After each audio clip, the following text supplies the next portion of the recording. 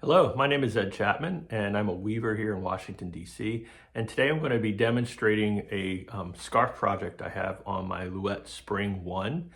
And this project is set up in Tencel.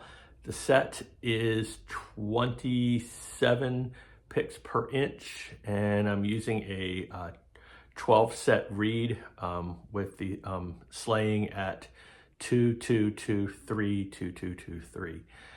It's going pretty well. I'm pretty happy with my salvages, and it took me a little while to work out what the actual width would be after a little bit of drawing. And now that I know what that number is, I can pretty much go pretty fast and just making sure I'm maintaining the same width throughout the project. So thanks for watching, and I'm going to change the camera angle so you can see the loom.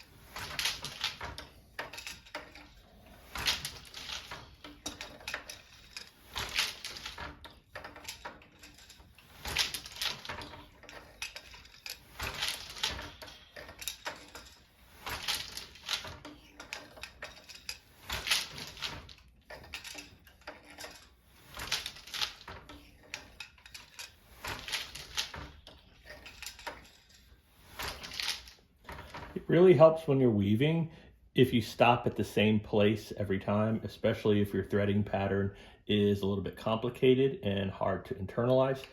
I've been able to internalize this pretty quickly. I'm only using four shafts, so it's pretty easy, but I always stop on the 4, 3, 2, 1 and then stop so I know where to start. I'm gonna bring the camera in so you can see a little bit closer to the pattern again, and I'm pretty happy with my salvages. It's not unusual for one side to be a little worse than the others. For me, it's always my right-hand side, although I'm doing pretty well today. Let me check. Let's see. I should be, yeah, I'm at 16 and 1/8, which is right where I should be. So I know my draw-in isn't increasing or decreasing. You have to be careful with Tencel because your salvage edges will get abraded if draw-in is too much, and the reed will start cutting into the thread and they'll break. I use a floating salvage that's wrapped separately from the beam in the back, and I double the threads. And I, knock on wood, haven't had any breakages yet so far for this project. This is the second scarf on this warp. I think I wound something like 6 or 6.5 feet of Tencel when I set up.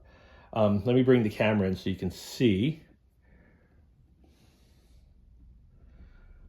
This is my right-hand salvage, and I've got some bubbles. There's one right here. I think that'll rectify in the wet treatment, so I'm not worried about it. If they're a little bit bigger and you don't notice them and pull them out, you can go back with a needle after a few picks and just kind of work the extra into the work, and that pretty much does the trick. I don't really have any problems after that.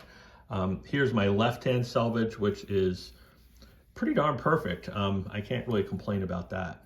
So that's the deal. I use a cash register tape here to keep track of where I am. On this particular roll, I have it marked out in inches, so I'm a little bit past the 35 inches mark. Normally, I will put a halfway mark on the paper and then rotate it, turn the whole piece of paper around, and then work back to the starting point. That's especially helpful if you have a different type of pattern at the ends, like extra stripes or something like that, which I'm not doing it with this project, but I've done it for ones in the past. But thanks for watching. I hope you enjoyed this, and happy weaving.